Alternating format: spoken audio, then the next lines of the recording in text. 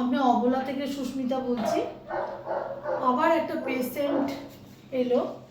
এই পেশেন্টটা খুব বাচ্চা, এ হচ্ছে 4-5 মাসের একটা বাচ্চা ছেলে।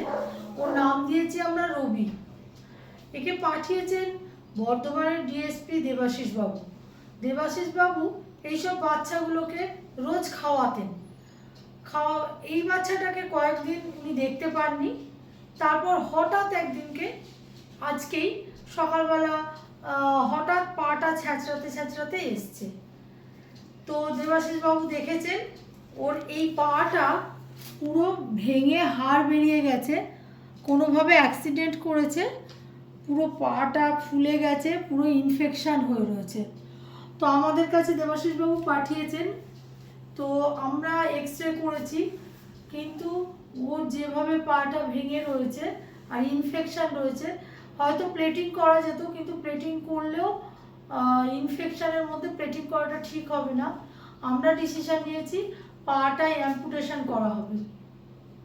ও বাচ্চা, এখন অ্যাম্পুটেশন করলে কোনো অসুবিধা হবে না, 3 পায়ে ও সারা জীবন ভালো করে চলতে পারবে। আপনারা আশীর্বাদ করুন যে সমস্ত বাচ্চাকে এইভাবে যেন আমরা ফেলে দিতে না পারি, আমরা যেন বুকে তুলে নিয়ে ওদেরকে যত্ন করে সমস্ত কিছু করতে পারি, ওদের অপারেশন করতে পারি। আপনাদের অবশ্যই দরকার, আপনারা ছোট ছোট করে হেল্প করুন। সাহায্য আপনাদের না পেলে আমরা এগোতে পারবো না, এইভাবে প্রত্যেকটা বাচ্চাকে দেখতে পারবো না।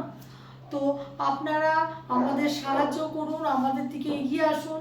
প্রত্যেকটা ভিডিও আপনারা প্রচুর প্রচুর শেয়ার করুন, তাতে ওরা প্রত্যেকের আশীর্বাদ পাবে।